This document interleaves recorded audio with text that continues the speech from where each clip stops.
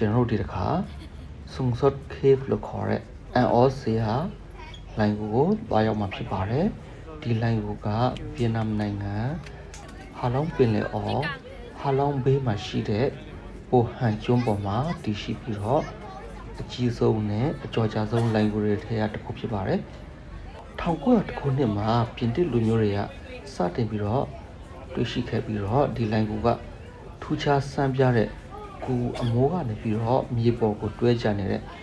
ကြောက်ဆက်ပန်းဆွဲများနဲ့ပြီးတော့မြေပြင်ကနေပြီးတော့ကူအမိုးဘက်ကိုထောင်တက်နေတဲ့ကြောက်ဆက်ပန်းတွေနဲ့ပြည့်နေတဲ့လိုင်ကိုအခန်းကြီးတစ်ခုပေါ့နော်ပါဝင်ပြီးတော့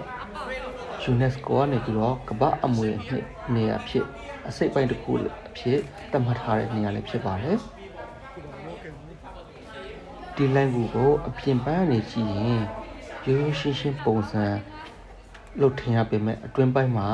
ရှင်သက်ရှုမောဖွယ်အံ့ဩစရာကောင်းလောက်အောင်လှပနေတဲ့အရာတွေနဲ့ပြည့်နေပါတယ်အရွယ်စားအနေနဲ့စတူရန်မီတာ1000ကျော်ကျယ်ဝန်းပြီးတော့သူ့မှာထူးခြားချက်တွေအနေနဲ့ You see one more time the head here the arm and the leg here and the tail here yeah that one here the tree right do you see my friend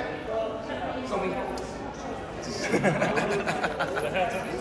yeah Hi, sir. come with me Roman yeah thank you my friend let me start with the kids Roman come with here yes ညီသက်အေးချမ်းတဲ့ရဲထိုက်လို့နာမည်ပေးထားတဲ့ဒုတိယခန်းကိုဦးတည်တဲ့ကျင်းမြောင်းတဲ့လမ်းကြောင်းတွေ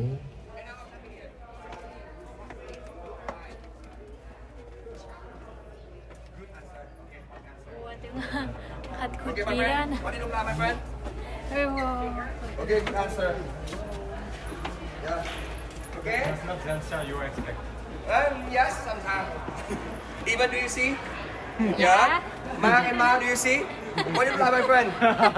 You look like something. Finger. Yes, It's so naughty. Maybe behind you. Yeah.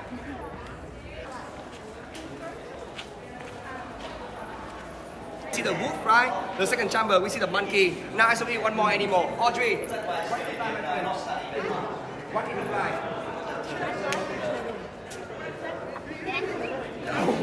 The head here and the body here. Do you see?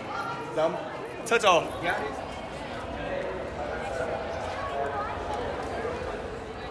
我拿回。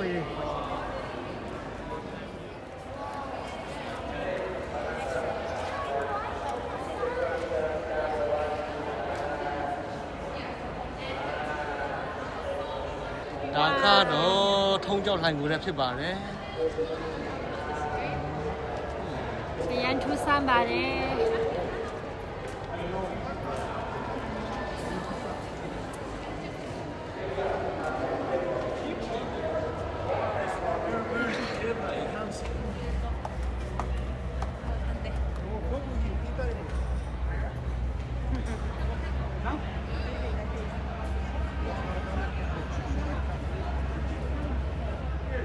ဒီလိုက်ကွာဆိုရင်